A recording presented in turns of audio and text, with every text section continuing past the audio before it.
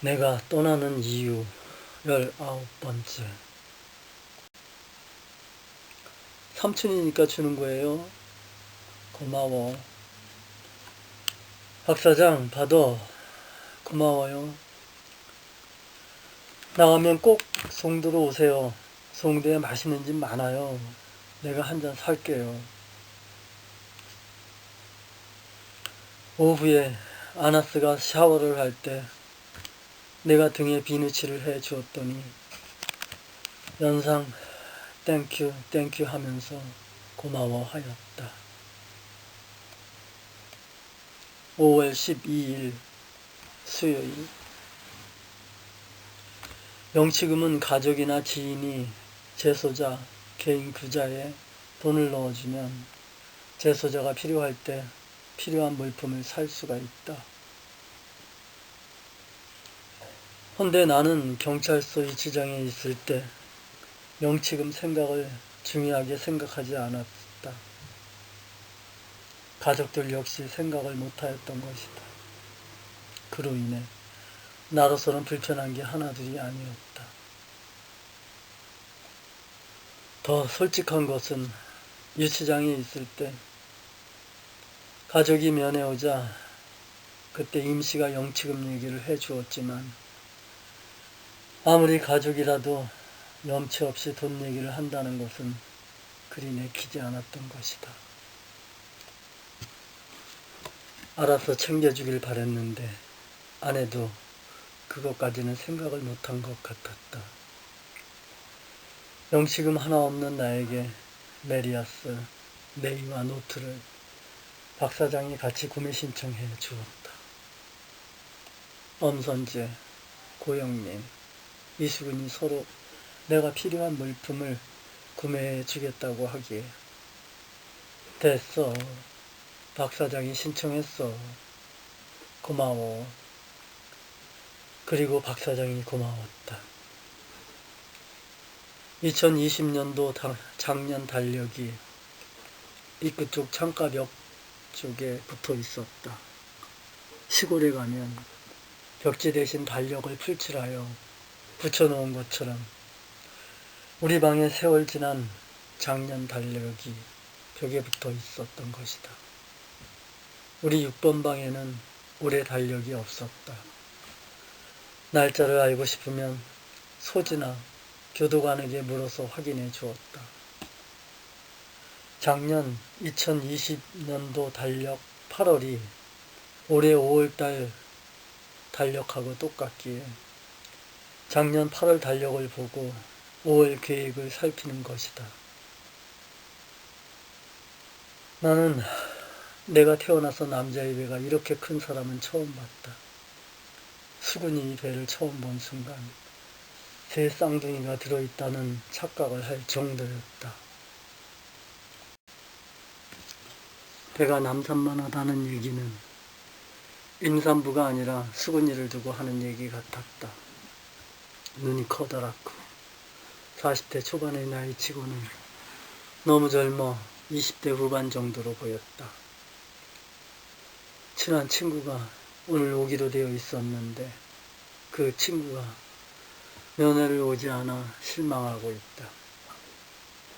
23살의 재영이는 약간 마른 편에 얼굴이 하얗고 가름한 얼굴을 가지고 있었다. 자신이 저지른 죄가 나쁘다는 것은 알지만 그게 그렇게 잘못된 것인지 죄의식을 느끼지 못하는 것 같았다. 그런 그 젊은이에게 재영아, 너희 절도 얘기 좀 해줄래? 하였더니 뭐 재미없어요 삼촌 하면서 천진스럽게 입을 연다. 저는 동네의 치킨집, 편의점, 식당, 옷가게 등 아무데나 가리지 않아요. 그리고 저는 절대 큰 돈을 훔치지 않아요. 그럼 얼마나? 나는 재영이의 말이 웃겼다. 이놈은 큰 돈은 제가 되고 작은 돈은 제가 안 된다라는 생각을 가지고 있는 것 같았다. 돈통에 10만 원이 있으면 다 가져가지 않고 2, 3만 원은 남겨둬요. 그 정도의 양심이면 아예 하지 말아야지. 근데 저도 모르게 훔치는 걸 어떻게 해요. 스릴도 있고 재밌어요. 야, 남의 것을 건드리는 건 그게 크든 적든 다 잘못이야. 이제 나가면 병원에 가서 내 도벽을 의사에게 치료받아봐. 그래서 어떻게 23번이나 했냐? 재영이는 고개를 들어 나를 쳐다보며 시끗 웃더니 다 동네에서 했어요. 경찰이 봐준 것까지 합치면 수십 번 될 거예요. 재영이는 아주 자랑스럽게 얘기를 하였다. 제가 훔치고 가면 바로 파출소에서 전화가 와요. 가게 주인이 돈 없어지면 내가 가지고 간 것 같다고 파출소에 신고를 하는 거예요. 참 기가 막혀서 돈 3만 원을 경찰에 신고를 하는 거예요.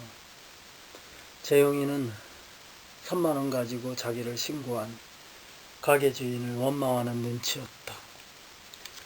야, 재영아, 돈이 많고 적은 게 문제가 아니라 단돈 10원이라도 네가 훔치는 게 문제이고, 그 가게 주인은 하루 종일 피땀 흘려 번 돈이 없어졌다고 해봐. 너라면 화 안 나겠니?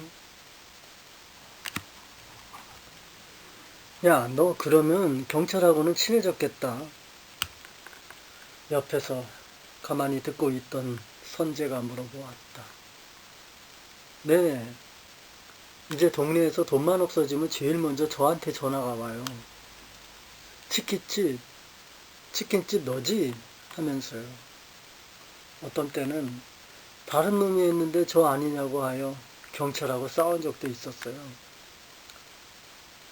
하지만 이제는 경찰도 제 말을 믿어요. 아닌 건 아니고 저는 기면 기라고 하거든요. 근데 내 엄마는 뭐라 하시냐? 내가 재영에게 엄마 얘기를 하자 재영이는 고개를 숙이며 엄마한테는 미안해요 하면서 더 이상 말을 잇지 못하였다. 우리 재영 씨는 아직 어리니까 기회가 많을 거야. 사회 나가면 내가 좋아하는 일을 찾아 무조건 자격증 하나를 따야 한다. 귀에 딱지가 맺도록 여러 번 얘기를 하였다. 나는 내 앞가림도 하지 못하면서 재영이 앞일을 걱정하고 있었다. 5월 13일 새벽에 문제가 생겼다. 배가 살살 아프기 시작하였는데 그게 결국 문제가 된 것이다. 그만 설사를 팬티에 지리고 말았다.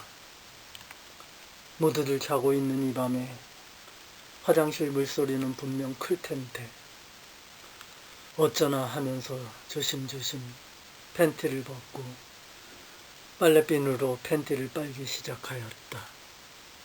다행히 깨는 사람이 없어 이 작은 위기를 넘겼다. 새벽에 잠을 설쳐서 그런지 아침이 무거웠다. 오늘 여자친구가 면회를 온다고 나한테 기뜸을 하는 광수가 자기 말을 이어갔다. 남들은 적견이 오면 즐겁고 기대되는데 저는 긴장이 돼요. 오늘이 여자친구 만난 지 200일이 되는 날이에요. 이따 만나면 좋은 소리 못 듣겠죠? 당연히 못 들을 거야. 친구랑 지인들이 모두 저 욕하고 손가락질 하는 거 다 알아요. 광수는 감정이 솟아오르는 듯 고개를 들면서 잠시 말을 잇지 못하였다. 나는 광수에게 조용히 말하였다. 이따 만나면 오늘은 그냥 미안하다는 말만 해. 그냥 듣기만 하는 게 좋을 거야. 어떤 변명도 하지 말고. 네, 내가 지은 죄가 크다는 거 알아요. 순간 아침 점검 준비 소리에 모두 하던 일을 멈추고 일어섰다. 이곳 6번 방 사람들은 벌써 아침부터 덥다고 아우성이었다. 박광수 접견! 수지의 우렁찬 소리와 함께 아침부터 여자친구 접견을 위해 샤워를 2번이나 하며 때 빼고 광을 낸 광수는 어젯밤부터 각을 잡아 모포 밑에 묻어둔 관복을 쫙 펴서 입고 철문을 나섰다. 잘 갔다 와. 방 사람들은 이구동성으로 면회 오거나 나가는 사람에게 아낌없이 즐거운 마음으로 응원을 하였다. 임시방장 주호는 요즘 매일 아침 여자친구 꿈을 꾸다 깨어났다며 여기 오기 바로 전에 헤어진 여자친구가 많이 그리워요. 삼촌. 어린 방장은 자기 여자친구 얘기를 내게 하고 싶었던 것 같았다. 나는 어느덧 이 6번 방의 월급 없는 고문 역할을 하고 있었다. 그래, 방장 얘기해봐. 하지만 어떡하지? 내가 별로 아는 게 없어서. 내 소리가 끝나자마자 삼촌, 그냥 제 얘기만 들어주세요. 그러면서 그는 자기가 만났던 여자친구 자랑을 하기 시작하였다. 삼촌, 주호는 언제나 나를 삼촌이라 부른다. 제가 만난 여자 중 유일하게 르비똥을 사준 여자친구예요. 그녀의 월급이 약 160만 원 정도인데 그 돈은 저 하루 술값도 안 되거든요. 근데 걔는 그 돈으로 50만 원은 저축을 하고 엄마 용돈도 드리고 나머지로 자신을 위해 쓰는 착하고 알뜰한 여자였어요. 헤어진 것이 너무 아쉬워요. 그래, 내가 생각해도 그 정도면 너무 아쉽겠다.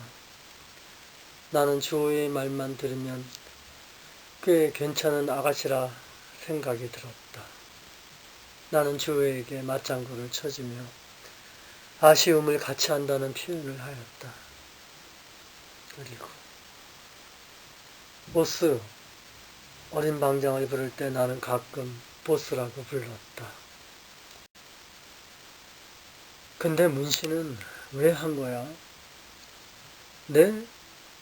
갑자기 문신을 물어보자 약간 놀란 듯 주호가 대답을 한다. 처음에는 아버지 기일 전날 반팔만 문신을 하고 집에 갔더니 엄마가 난리 났어요.